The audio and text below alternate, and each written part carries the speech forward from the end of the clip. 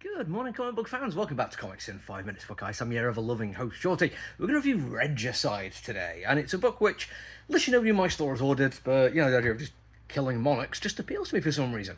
And I was more than happy to give it a go, and I will say, if you are a fan of the same kind of, very grimdark fantasy, medieval history kind of stuff that I am, I'm thinking, Joe Abercrombie would be a very good example of this one, you're probably going to like this one. I don't think it's quite up there with, George R. R. Martin in terms of, the pacing of the story. Abercrombie is a closer fit, and I do like Abercrombie, so I was happy to give this one a go. And it does a lot of things I really like. It is set in a world which feels very close to history of our own world, but varies in ways that make it far more exciting, and there is giant insect monsters. So there's a lot going on. And the setup for it feels very, again, Abercrombie-esque. We have people who just seem to be normal.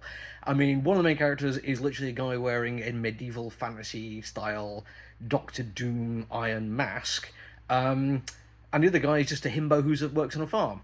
But they're basically going to kill the king because dark fantasy Doctor Doom thinks that the king is actually some kind of parasite, and he's got his in there a cuckoo laying an egg would, and that he's actually evil, and then lays out this whole list of terrible things that he's done while being king, and that's why they have to go and eradicate the problem. Himbo McBuff Farmer is like, yeah, cool, fair enough, I'm just a farmer, I don't really know how to fight, and then we get the adventure as it comes out from there. Very much kind of Route 1 fantasy setup, but it's Route 1 for a reason. It's a very effective way of even starting a small tabletop RPG kind of game. It's very much like the first chapter of a fantasy book or the opening scene in a fantasy movie. It's there's a reason why these become cliche, because they are effective. They tell you everything you need to know, and you go on from there.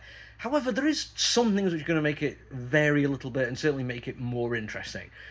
First off, I will say, I will quite often tell you that one of the things I like about genre fiction is it's very rarely about what it's about. It is usually dealing with real world issues, it's using fantasy or science fiction to tell a different kind of story. And this one, because it very much lays out the case against an authoritarian dictator, you're like, oh, right, okay, and then lists all the things that they've done while they're in power that go against the reasons why they're going to power, and it's like, oh, right, okay, this feels like you might be talking about somebody reasonably familiar. I mean, if you'd accuse them of also being part of a huge pedophile ring, then yeah, maybe, I might have hit the nail on the head there. But I do have a critique of doing this kind of storytelling, simply because, yes, it's nice that there's fantasy exists, that there is good guys out there who can go and deal with the bad guys, and it is just, one big epic journey, and then there's a conclusion that's happy, and the evil is gone. I like that. I like the idea that fantasy like that can exist.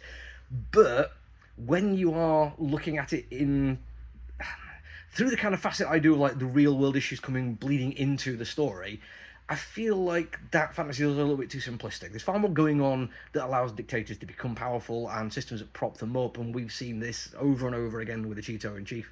But I don't mind that this is a fantasy. It's just worth saying that I would have liked a little bit more. However, I already know I'm going to get a little bit more, because within the first issue we get an awful lot that kind of gives the very, very heavy impression that everything is not what we think it is. First off, the iron mask wearing guy literally used the word parasite to describe somebody who's his enemy, and that's not the kind of language that good guys use.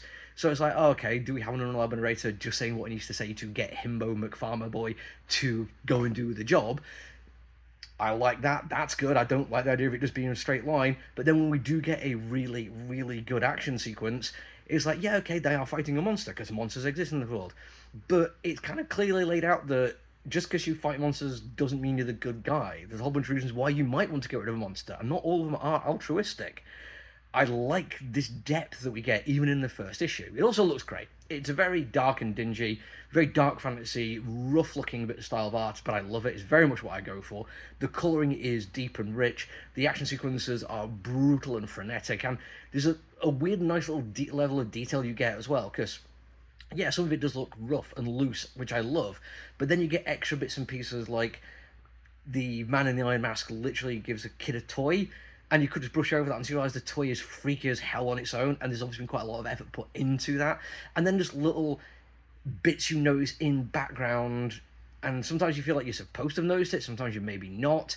It's all done quite nice and subtly, and to say how bold the art style is, those little subtle clues visually that there's more going on, feeds into this idea that we're not being told everything about it, and we need to follow the story. We need to actually dig deep into the narrative and the character motivations here. There's also a couple of like really nice side stories in the back which add more depth to the world. I wish I had longer to talk about them because there's a couple of different artists and they do really interesting things as well. Genuinely a really, really good start if you like grim and dirty fantasy. That's it for me for now though. Till I see you all again, look after yourself everyone. Stay safe. Bye!